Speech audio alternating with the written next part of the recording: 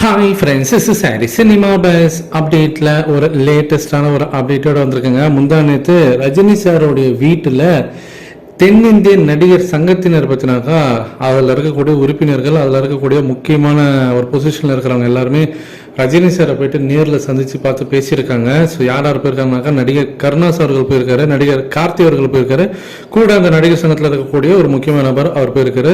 So Rajini சாரோட வீட்டில் பார்த்தினாக்கா இந்த ஒரு ஆலோசனை கூட்டம் மாரி ஒரு சின்னதாக பார்த்தினாக்கா நடத்திருக்காங்க. என்ன விஷயம் அப்படின்னு பார்க்கும்போது அது சம்மந்தமாக அவங்க வந்து ஒரு விளக்கமும் கொடுத்துருக்காங்க, பத்திரிகை செய்தியும் வெளியிட்டிருக்காங்க. ஸோ அதில் அவங்க என்ன சொல்லியிருக்காங்கனாக்கா, தென்னிந்திய நடிகர் சங்கத்தில் வந்து ஒரு பெரிய ஒரு பிரம்மாண்டமான ஒரு நட்சத்திர கலை விழா வந்து நாங்கள் நடத்தலாம்னு இருக்கிறோம். ரொம்ப நாளாச்சு இது நடத்தி. ஸோ அதே போல் இப்போ அந்த தென்னிந்திய நடிகர் சங்கத்துக்கு பார்த்தீங்கன்னா ஒரு கட்டடம் கட்டுறாங்க இல்லையா, ஸோ அது சம்மந்தமான அப்டேட் சம்மந்தமாகவும் ரஜினி சார்கிட்ட நாங்கள் வந்து பேசியிருக்கோம்.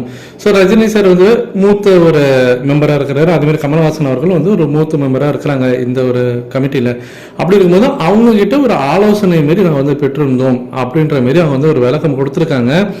ஸோ அப்படி இருக்கும்போது கூடி சீக்கிரமே நம்ம வந்து ஒரு நட்சத்திர கலை விழா வந்து நம்ம சீக்கிரமாக எதிர்பார்க்கலாம். ஸோ அதற்கான ஒரு திட்டமிடல்கள் கூட சொல்லலாம். நேற்று நடந்திருக்கக்கூடிய இந்த ஒரு மீட்டிங் அப்படின்னு தான் சொல்லணும்.